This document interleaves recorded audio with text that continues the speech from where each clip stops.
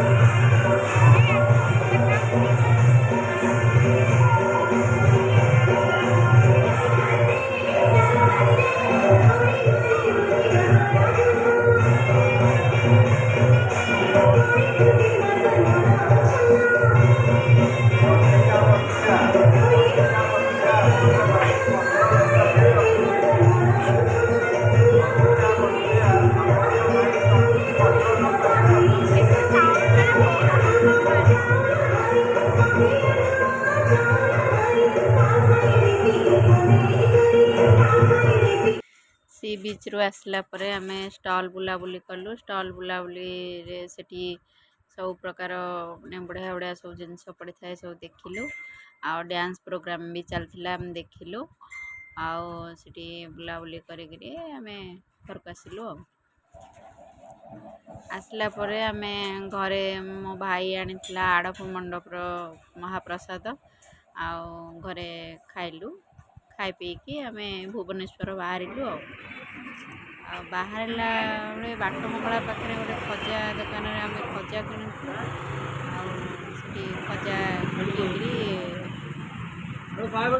भितर से आमर जो यूट्यूबर ब्लॉगर रिया प्रधान मैडम को सहित आमर देखा सेठी आमे तांको सहित फोटो फोटो उठा उठी कलु।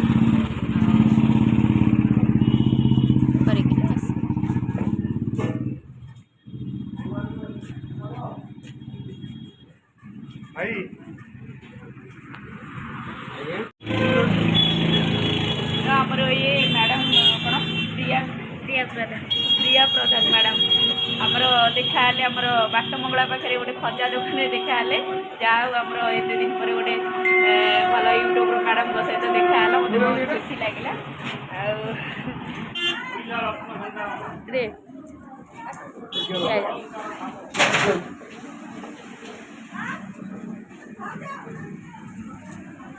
ତାପରେ ଘରକୁ ଫେରିବା ବାଟରେ ଚନ୍ଦନପୁର ଆଗକୁ ଜଷ୍ଟ ଟିକେ ହେଇଛି ମାନେ ଏତେ ଜୋରରେ ବର୍ଷା ହେଲା ଯେ ଆମେ ଗୋଟେ ଦୋକାନରେ ସେଠି ରହିଗଲୁ। ଆଉ ପୁରା ଘଣ୍ଟାଏ କାଳ ବହୁତ ଜୋରରେ ବର୍ଷା ପୁରା ହେଲା। ଆଉ ସେଠି ଘଣ୍ଟାଏ ପୁରା ଅପେକ୍ଷା କଲୁ। ତାପରେ ଟିକେ ବର୍ଷା ଛାଡ଼ିବା ପରେ ଆମେ ଭୁବନେଶ୍ୱର ଆସିଲୁ। ଆଉ ଭୁବନେଶ୍ୱରରୁ ଆସିକିରି ଆମେ ପହଞ୍ଚିଲା ବେଳକୁ ପ୍ରାୟ ରାତି 8ଟା ପାଖାପାଖି ହେଇଗଲାଣି। ଯାହା ହଉ ଠାକୁରଙ୍କୁ ଆମେ ଭଲରେ ଦର୍ଶନ କରିକି ଆସିଲୁ।